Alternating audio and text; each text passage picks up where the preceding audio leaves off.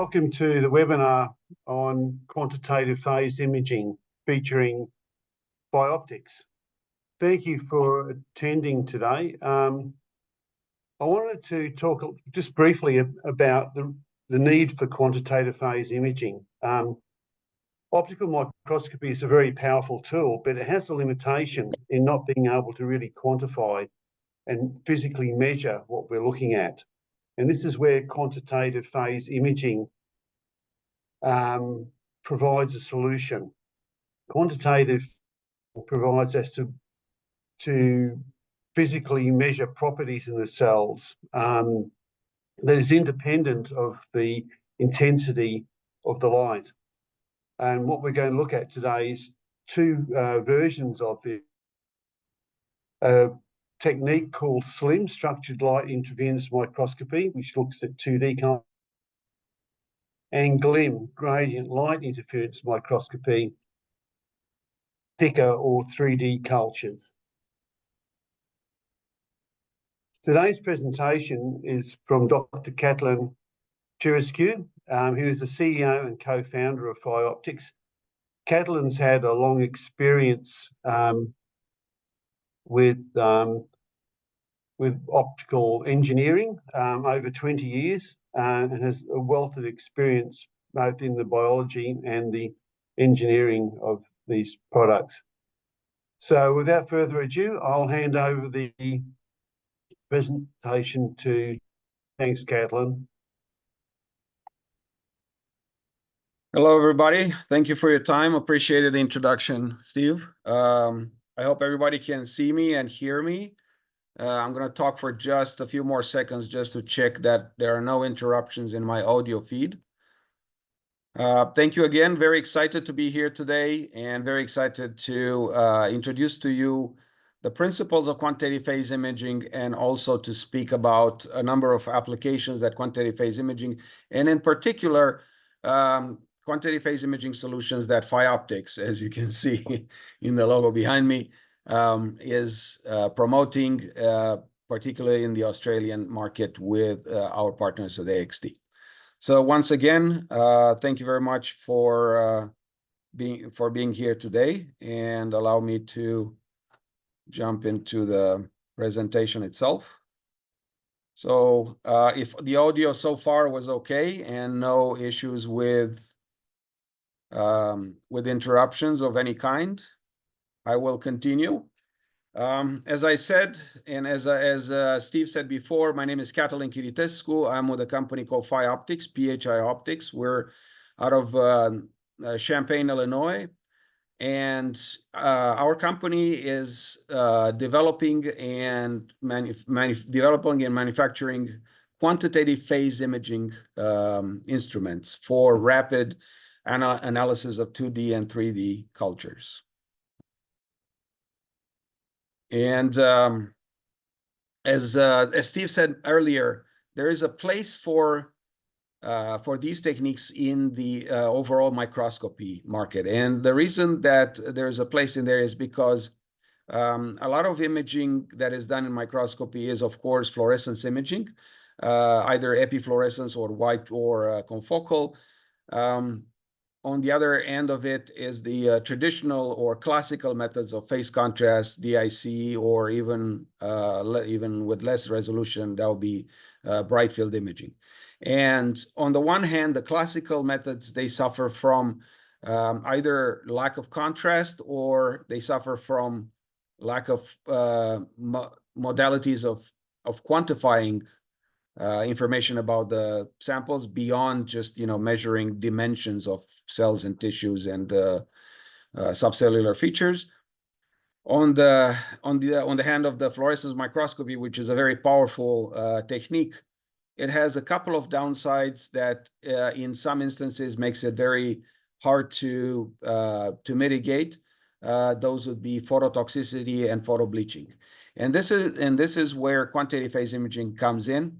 It's a label-free set of imaging modalities that is capable of generating contrast, as you see here in the left, in a 2D cell culture, or as you see here on the right, in a 3D cell culture, that is, for example, an embryo. And in addition to topography or morphology of specimens, it's also capable of measuring biologically important quantitative information about the samples. And I'll get into a few details next. Very shortly, the quantitative phase imaging field, which started about, I want to say maybe 20 years ago, a little bit longer than that, is an umbrella term for a number of techniques. And a very good review book on this is that of late Dr. Gabriel Popescu, Quantitative Phase Imaging of Cells and Tissues, which now is, I think, at the second edition. A number of these techniques are listed in here. There are many others. There's a dedicated section at Photonics West every year, quantitative phase imaging section in the conference, many other conferences that also have sections on quantitative phase imaging. And generally speaking, what quantitative phase imaging techniques do, they measure or quantify the phase shift introduced by a sample, and then they record that in every pixel of the image. That phase shift is directly proportional to the optical path length to the sample. And what it directly enables is to measure the morphology, that is the X, Y, Z, the 3D morphology of the specimen, and then the dry mass of the morphology. Generally speaking, as I said, about the field of quantitative phase imaging, if you have a sample that is a phase object and cells or tissues which are primarily made of water, they qualify for this definition of a phase object. The phase object is an object basically that will disturb or change the speed and the direction of the wavefront of light passing through it, but will not absorb or will have very little absorption of the light through it, which is the reason that, generally speaking, live cells and tissues are transparent when looked at in optical microscopy. Therefore, you need a contrast agent to make them visible. So when light passes through a phase object, let's say of refractive index n in a medium surrounding by a medium n naught, then there will be a phase shift or a change in the speed of the wavefront that is quantified by this parameter called phi, or optical phase shift or optical path length, that is registered, and this is directly proportional to the refractive index of the materials involved in the sample and surrounding it, the height of the sample, and you'll see in a moment with the dry mass of the sample as well. So from this formula that is seen here, if you measure independently, which all the quantitative phase imaging techniques do, measure the property phi, then you can back calculate or back measure the 3D morphology of the sample, so you can get topography with knowledge about the refractive index, or vice versa, with knowledge about the height of the sample, you can get refractometry or measurement of refractive index. As an example of refractometry, this is a 3D Z-stack of a cancer cell. And you see here segmented color segmentation of various refractive index materials in the cell. That will be the nucleus with red, the cytoplasm, and then the envelope of the cell in blue. And this is possible because of the knowledge directly of the phi property of the optical phase shift, but also the property of the height property of the sample that is measured during a Z-stack.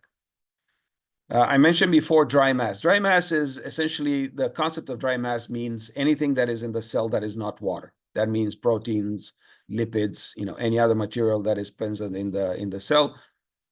And that is quantified again by, it's directly proportional essentially with a term called refractive index increment, or gamma, that is among the materials present in an animal cell or tissue, is for all intents and purposes a constant. And then with knowledge of the optical phase shift phi, again, you can measure the mass of the cell that is raw in here, raw dry mass. you can measure that directly from the signal measured by optical phase shift. So for example, you can determine the mass of mother cells, and upon, for example, mitosis, you can measure the mass of daughter cells and how they evolve in time. PhiOptics, as I mentioned before, is implementing quantitative phase imaging instruments for quantitative phase imaging in two instruments. SLIM, that stands for Spatial Light Interference Microscopy. It's a module that attaches to the camera port of a phase contrast microscope from anywhere from Zeiss to Olympus, Evident now, Leica, Nikon. Same with its sister technique or brother technique, if you will, Gradient Light Interference Microscopy, GLIM, which also connects to the camera port of a DIC optical microscope, again, any of the big four optical microscopy manufacturers. And so together, this continuum, these two techniques allow a continuum of measurements from all the way from subcellular features all the way to thicker specimens such as, organoids, tissue samples, small model animals, and, things of that nature, including, and you'll see an example today of some very exciting developments recently in plant histology without any clearing.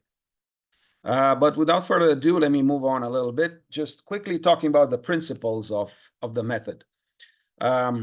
As I mentioned before, in how quantitative phase imaging in general works, you essentially need two beams. You need a beam of light that passes or is scattered by the sample, and you need another beam of light that is unscattered.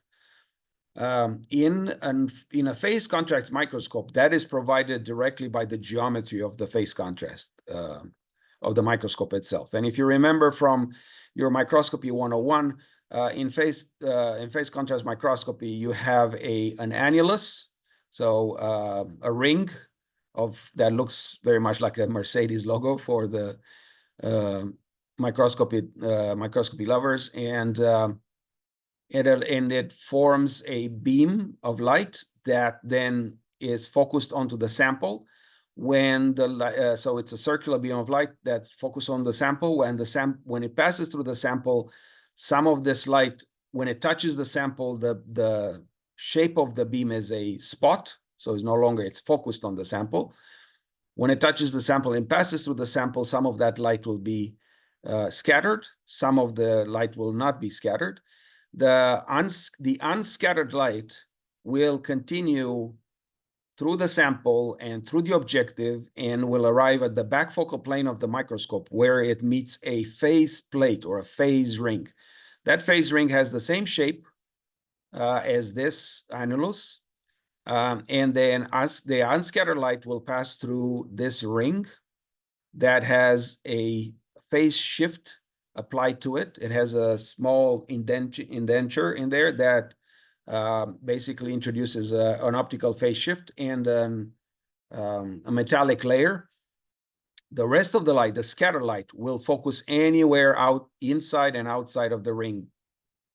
And therefore, it will form the two beam geometry that I mentioned before. So that way you'll get interference in the image plane between a scattered and unscattered light. There will be a difference in the intensities of the two, and you get a classical phase contrast image, as you see in here, with variations in the brightness and the darkness of the sample, depending on how much the light was scattered passing through that particular portion of the specimen. In quantitative phase imaging, or particularly in SLIM, what we do is we apply through the SLIM module, which lives outside of the microscope. We apply another phase shift and another phase shift and another phase shift with differences of pi/2 between each and every one of them, which generates essentially another intensity image. When taken together, these intensity images, sorry for that. When taken together, these intensity images and resolving the equation with four equations with four unknowns, the images, we subtract the coherent, we subtract the multiple scattering component of the measurement, and we only select the coherent components of the light, which results in a measurable and direct, and the direct result is this phi property, which is the optical phase shift of the sample, which then can be used in the biologically relevant measurements. So that's how that phi measurement, how that phase shift is measured. A couple of comparisons with regular techniques, for example, with phase contrast, where when measuring very small features such as microtubules,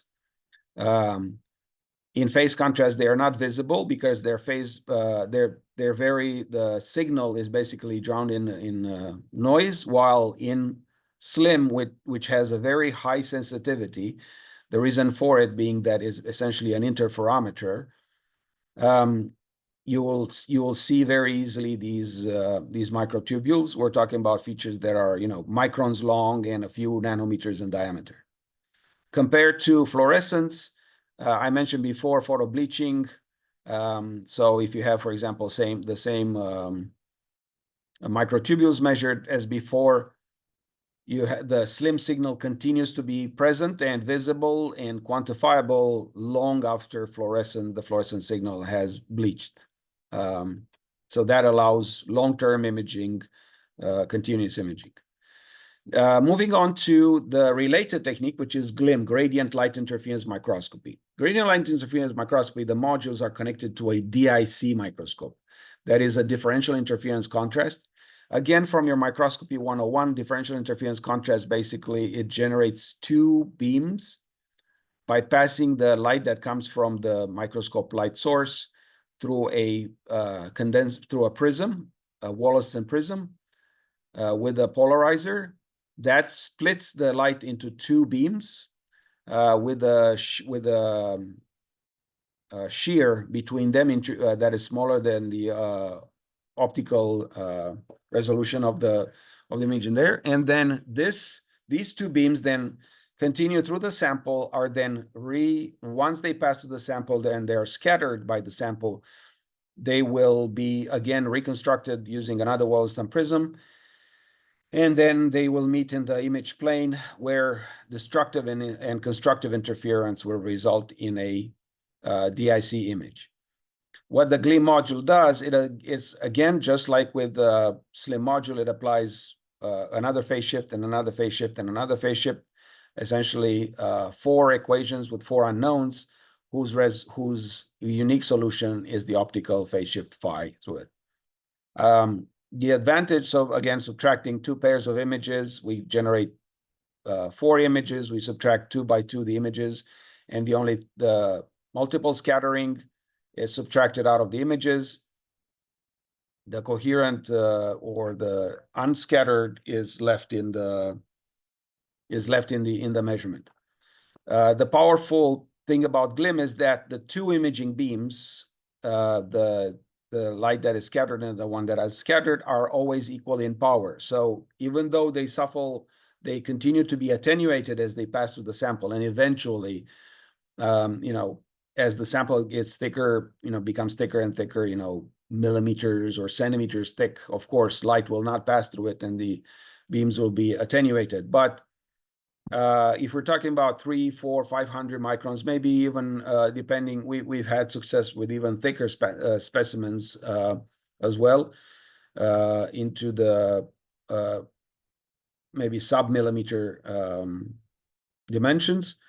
The 2 beams interfere with high contrast no matter how thick the specimen. So that extends the reach that the SLIM technique, which basically stops a generating signal anywhere between 30 and 40 microns, or sometimes even a little bit thicker than that.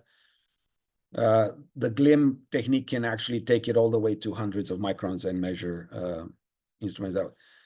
And a quick direct measure control and comparison with DIC shows that when you open the numerical aperture of the condenser, which typically needs to be closed in order to generate some sort of contrast in DIC. So if you open it all the way, you barely see anything in the DIC. Even with GLIM, actually, you still preserve that high contrast. And more importantly, the optical sectioning, the high numerical aperture of the objective and of the condenser provides an even better optical sectioning. So something that I will get into in just a moment. Another good thing about GLIM is that it reduces the shade artifact that is present in the DIC. So you don't have these features that are hidden otherwise into these by the shade artifact that is present in the DIC. Couple the power of these two techniques with an automated high-throughput 3D scanning software that PhiOptics is providing called Cell Vista, which is capable of automated 4D, so that's 3D plus time-lapse, multi-channel imaging, multi-position, and the imaging is acquired both of, so the imaging workflow is very similar to things like, things that you're familiar with, like Zen or Nikon Elements or CellSense. And it's capable of imaging not only the typical bright field fluorescence imaging, but also the PhiOptics Slim and GLIM channels. And then analysis is done using open source software such as ImageA or Fiji. Continuing with the introduction, the high sensitivity that Slim and GLIM exhibit means that you can measure samples directly out of the incubator, if you will. So you bring them out of the incubator, no need for tagging, no need for staining. Just put them directly on the optical microscope in dishes, in anything from 35 millimeter cell dishes all the way to 384 well plates, regular well plates, so nothing special in there, no customized, or as is the case with some of the installations that we already have, you can use a microscope stage top flow chamber so that the sample moves underneath the objective. There are a few advantages to Slim and GLIM, and I'll touch upon them very shortly. So first of all, the fact that Slim and GLIM are modular components, meaning that they are attached to the camera port, means that you can fully use the power of the microscope that you are working with. That means control, access to the full range of measurement of movement of the stage, from microns to millimeters or centimeters of movement, both in X, Y, and Z. And also access to the full camera resolution and the full field of view of the microscope, which means large volumes of imaging with no limitations, which is is favorable for anything from more demanding applications like electrophysiology, where the field of view is typically limited by the application of probes, all the way to high resolution imaging that can be done very easily. The other advantage is, again, the modularity is the fact that you can you multiplex the imaging channels. So you get fluorescence channels such as, DAPI for the nucleus and mitochondria in red in here, which are overlaid with the GLIM channel, meaning that the registration is essentially pixel to pixel. Same camera, it's used for all the channels. And in some instances, which I think most of us are aware of, where the tag or the fluorescent dye didn't actually attach to the site of interest. For example, and where I'm showing here, it's a nucleus to which the nuclear dye did not attach to, or here. Even though in those cases the dye did not attach, you still get a signal, and you see all these subcellular features from the Slim signal. So a big advantage.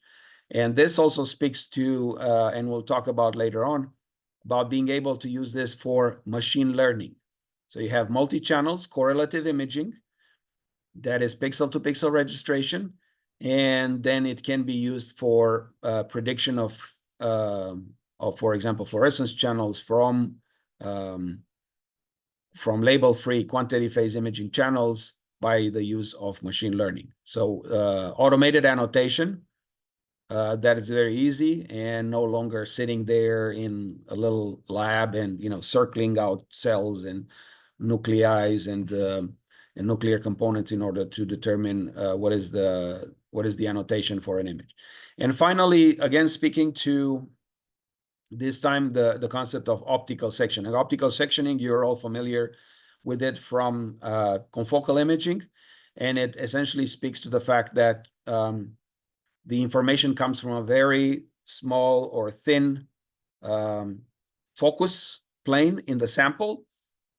Confocal imaging, of course, generates that because of its special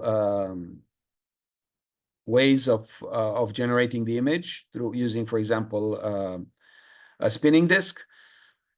Quantitative phase imaging, and particularly SLIM and GLIM techniques, and SLIM in this case, the optical sectioning is coming not necessarily from your typical large depth of focus, which is one way in which bright field techniques can generate some sort of optical sectioning, but also from the use of the white light or broadband light of the microscope. That light has a very small coherence length of the order of about a micron, which means that when imaging through using quantitative phase imaging, the optical section depth is of the same order as the depth of the coherence length of the light that is used, or smaller in case of objectives with very high NA, like 1.4 or 1.45 NA, which allows SLIM and GLIM to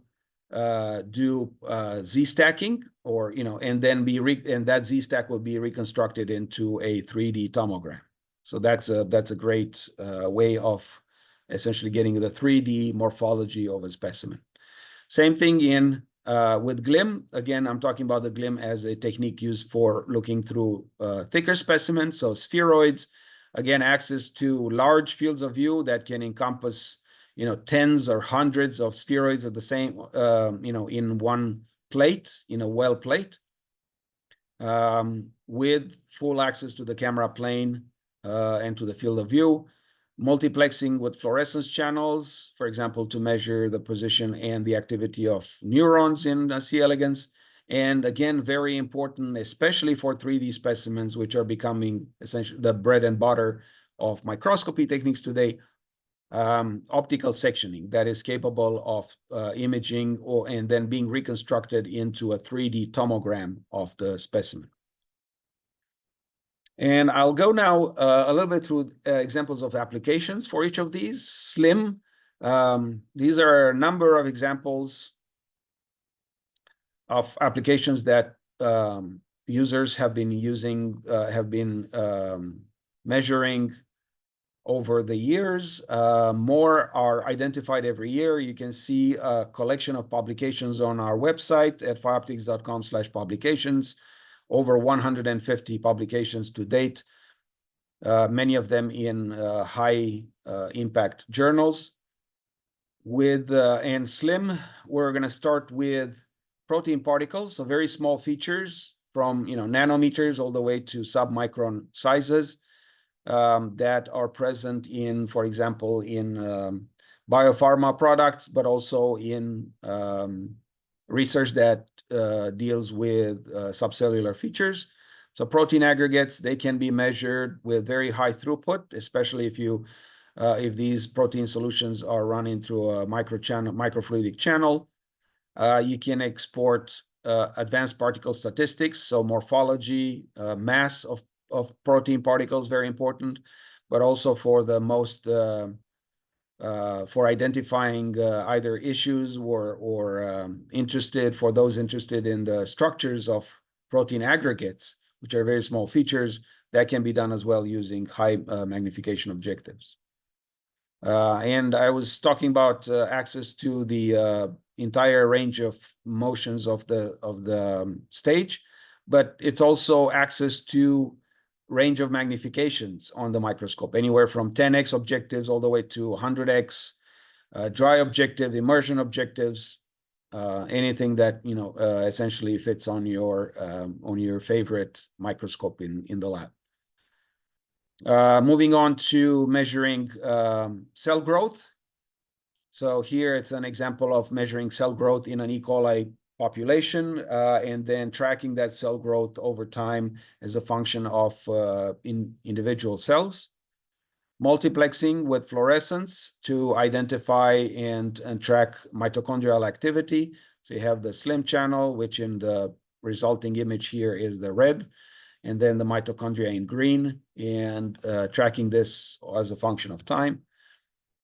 Tomography, as I mentioned before, you can see here on the left the very narrow and very good optical sectioning that is present, that slim affords basically to when imaging a single cell. This is the raw data, if you will, that is then reconstructed into a 3D morphology, into a 3D tomogram of the cell on the right side. And you can see how different components of the cell come into focus at different Z locations. The single cell activity can be tracked over long periods of time due to the fact that no labels or dyes are used for imaging.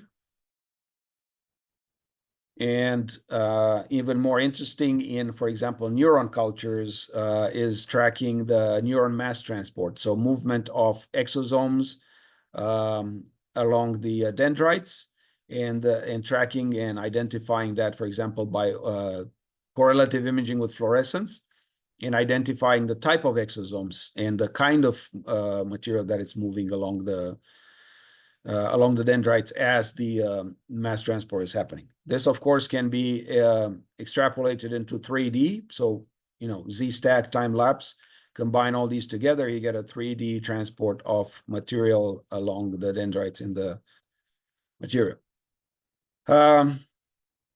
General assays, cell population monitoring. So measuring, for example, growth as a result, in this case, of radiation.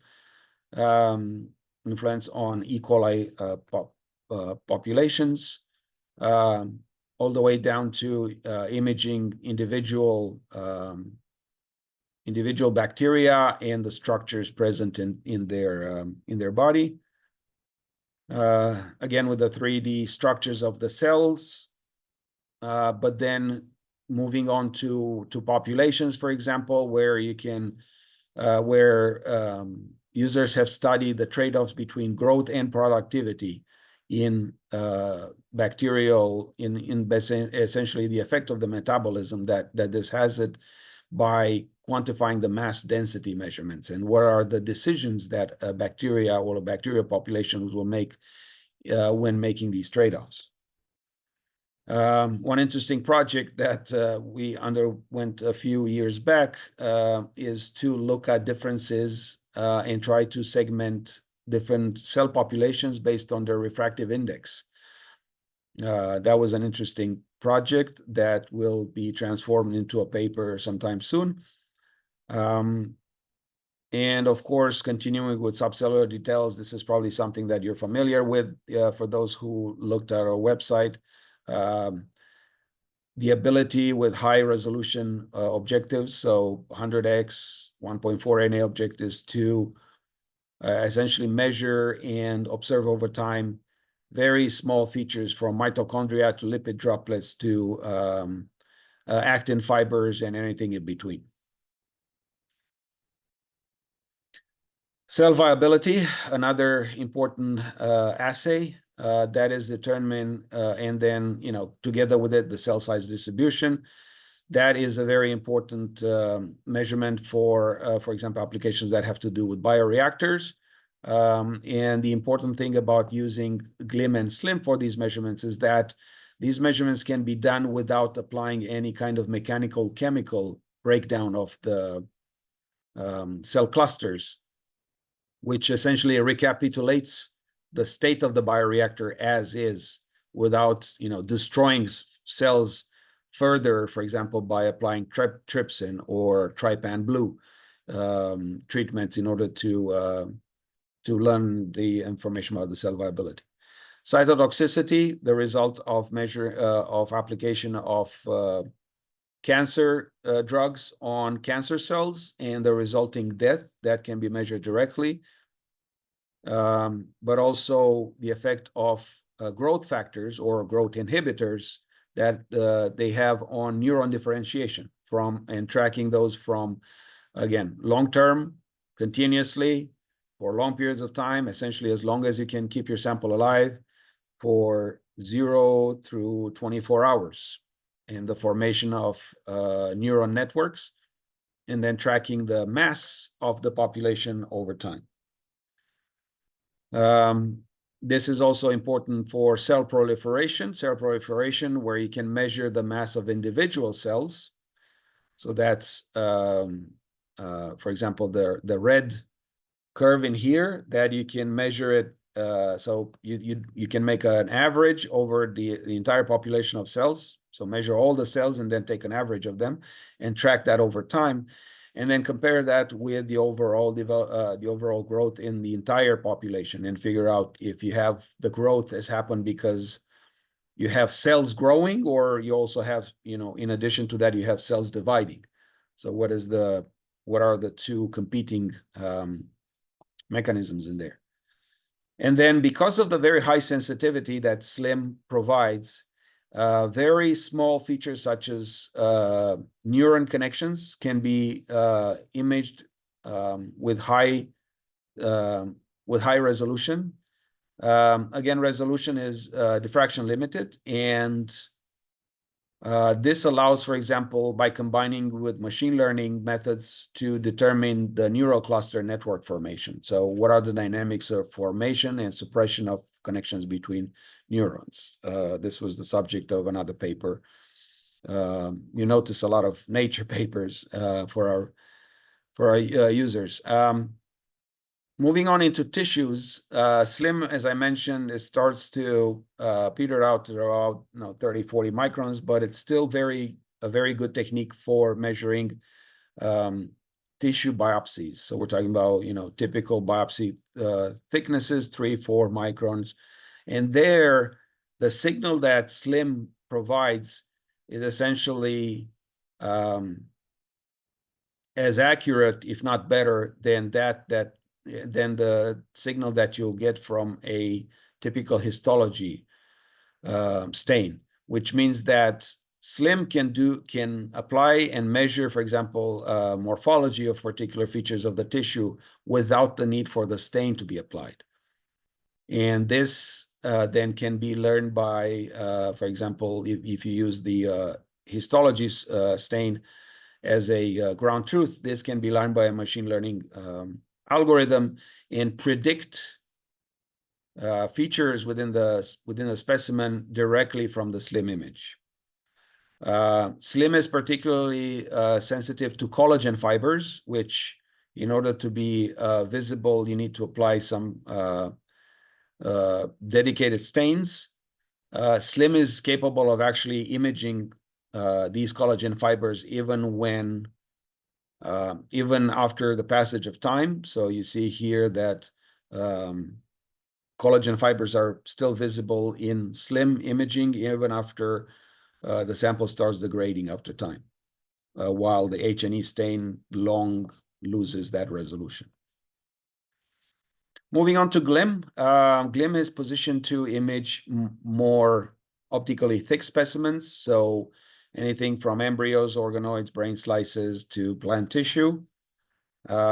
Again, attaches to the camera port with the camera, and the camera port is that of an DIC microscope.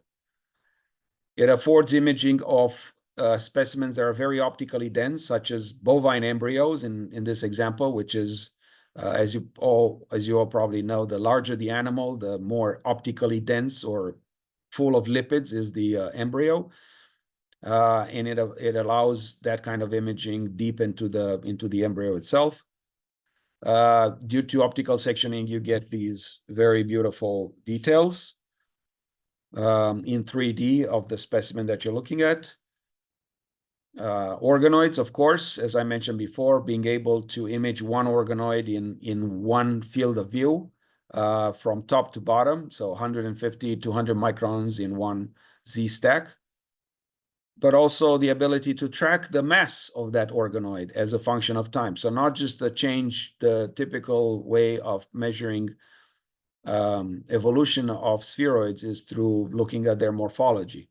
But that morphology can be tricky at times, especially if you grow them in U-shaped dishes, because they don't expand only in X and Y, so lateral direction, but they also grow in Z. So it's more important to track their mass, which is a direct measurement that we can do with GLIM than it is to look at just the morphology. The effects of radiation on lymphoma spheroids was examined by a group at University of Cincinnati. I'm sorry for not having their credentials in here. And the effects of radiation result essentially in a more dense, so the material that the proteins and the lipids that are coming out of the dying cells will be concentrated around the edges of the spheroid, which results, eventually in a complete death of the lymphoma cancer. Kidney organoids, embryonic bodies that can be 3D imaged with magnifications from 10x all the way to 40, 60, 100x, any magnifications present on your microscope, and being able to not only track the 3D structure of it, but also look at individual features. Small model animals like C. elegans. And you'll notice the very beautiful resolution in resolving the animal body at different locations, and also overlay that with fluorescent signal, but also look at the 3D structure of a live specimen, such as in this case a Pristioncus pacificus, relative of C. elegans, in different portions of the body of the animal, and then outlining the different components of the animal. Live zebrafish, or more exactly zebrafish larvae, can be imaged with GLIM, and the 3D tomography is capable of producing images all the way, all through the thickness of the animal to identify different components, for example, in this case of the neurocord, but also more interesting in acute brain tissue slices. So this is a study from 2022 looking at their circadian rhythm influence on mouse brain network formations, and examining those from low magnification all the way to a high magnification, and being able to do that through live specimens. You can see this, the live behavior of an acute slice that otherwise would require probably most likely fluorescent staining in order to be visible. This expands, of course, into brain slices, very common for those of you who are working in neuroscience, and being able to track the position and the location of neurons at different layers within the brain slice, and then comparing that, for example, with the typical stains that are applied for imaging neurons within one of those tissues. You can see here on the right that actually GLIM is capable of capturing features of the neuron like this, features of the neuron that otherwise, without any kind of stain, that otherwise would require a very strong stain in order to be visible. Looking through engineered heart tissues and identifying features within the engineered heart tissues, for example, sarcomeres deep within, which are cells responsible for the movement of, or the contraction of the muscle of the heart, at depths deep within the sample without the need for fluorophores. These are particularly thick, or thick tissue samples that otherwise would require extensive staining. This can be done with GLIM without any kind of staining. And then moving into something more interesting, which, like I said, it's a recent development for a number of our users, which is imaging through plants tissue without clearing. You see here plants picked up directly from the growth chambers, placed directly onto the glass slide as they are, no clearance treatment applied to it, 10 days old, and you'll see in the next image at 21 days old.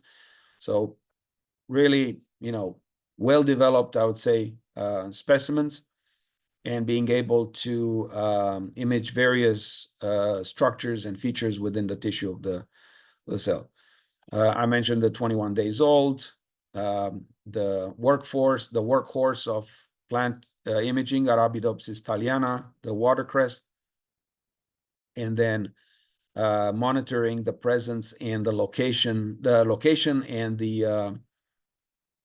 and tracking the time change in penetration by fungus and surface colonizing bacteria within the body of the plant, and then building more weather resistant and fungal resistant strains of the plants.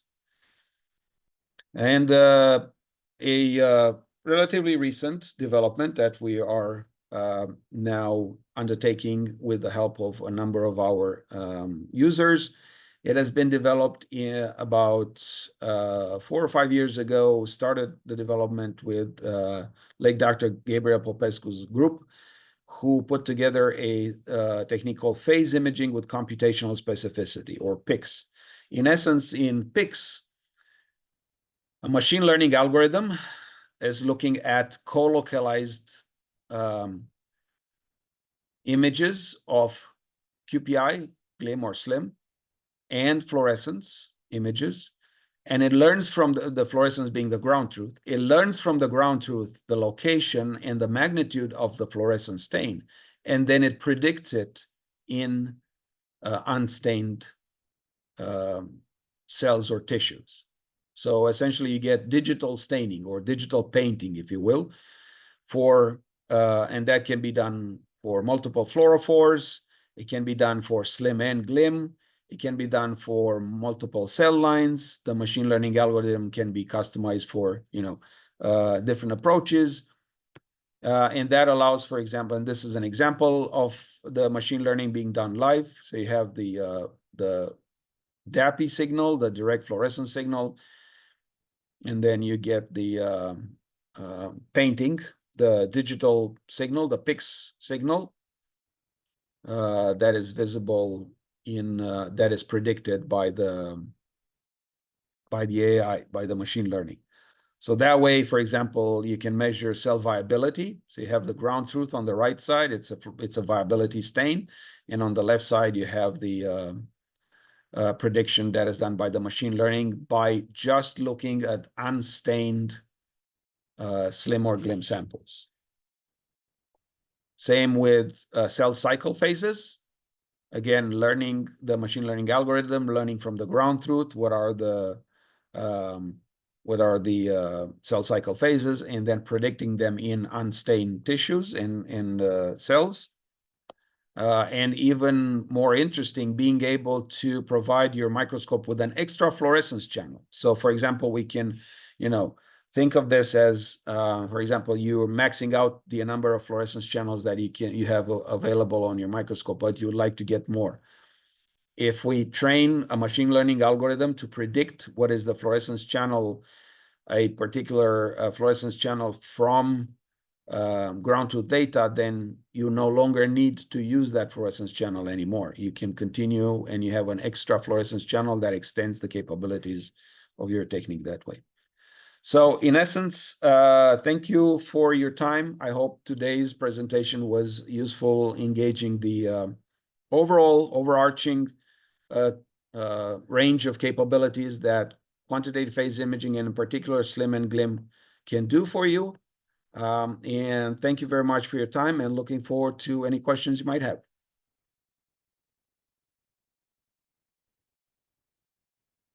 Thanks, Catlin. I really appreciate it. It was an excellent presentation. I want to let people know too that AXT have a GLIM demonstration unit that can be yeah, we can do demonstrations for you at your institute. So what I might do is I've opened it up for all of you so that you can ask questions of Caitlin. I've got one question for you, Caitlin. Yes, sir. I was looking at the images that you had earlier, and what struck me was that even though Glim and Slim are still limited by the physics of the optical system in terms of the resolution, the images seem to have the clarity, for want of a better word, which I'm thinking is because of the improvement in contrast that these techniques enable. Would you like Correct. to comment about that? Absolutely. So, and I think a relevant point is either this image here or the one that I showed earlier about the ability of imaging, for example, microtubules. So features that size-wise are very small, below the diffraction limit, which is the limit, the physical limit of imaging in for Slim and Glim. And the reason for being able to measure those is because, so in this case here, let me go one more. Okay, so the reason that Slim is capable of picking up features that are below the diffraction limit is its very high sensitivity. So the resolution, as you mentioned, is diffraction limited to 100 or so nanometers for very high NA objectives. But the sensitivity of the method, meaning that the power of detecting signal where there is a change in the optical phase shift, is down to nanometers. So that is the big difference in there. To be also very specific about this, and so as you see in this image in here, if and speaking to that difference between sensitivity and resolution, that means that if these two, let's say you have two microtubules, one next to each other, and these microtubules are on the order of, let's say, 4 or 5 nanometers wide, typically. If they sit next to each other at a distance that is below the diffraction limit, meaning that if they sit next to each other at a distance that is, let's say, 100 nanometers or 150 nanometers, Slim will not resolve the two of them, which is, consistent with the physics of the method. So they will look like two microtubules sitting next to each other. I'm sorry, they will look like one microtubule together. But Slim will be able to detect, nevertheless, the microtubules present in there. This experiment was helped by the fact that the background was very clean, so it's not, inside of a cell. The other thing that is important in there is that if these microtubules, they sit on top of each other, so again, they are separated by that less than 200 nanometer diffraction limit, but they sit on top of each other. Slim will actually be able to quantify or measure that change in the signal coming from two microtubules instead of being just one, in the direction of the light passing through the sample. So to summarize, the difference between the sensitivity and the resolution is what plays a role in here. Slim continues to be, and Glim as well, continue to be diffraction limited in resolution, but they have a sensitivity that allows them to look at features or to sense or measure signals from features that are below that diffraction limit. Fantastic. Thank you for that, Caitlin. If there are no other questions, we might finish up the webinar. Again, thank you so much, Caitlin. It was phenomenal. Thank you all. We will make this video available to all those that registered for the webinar, and we'll be in touch in due course. And again, a further reminder that we can now run demonstrations on the Glim system. All right, thanks everyone, and I'll Thank you. we'll end the webinar, and thank you again.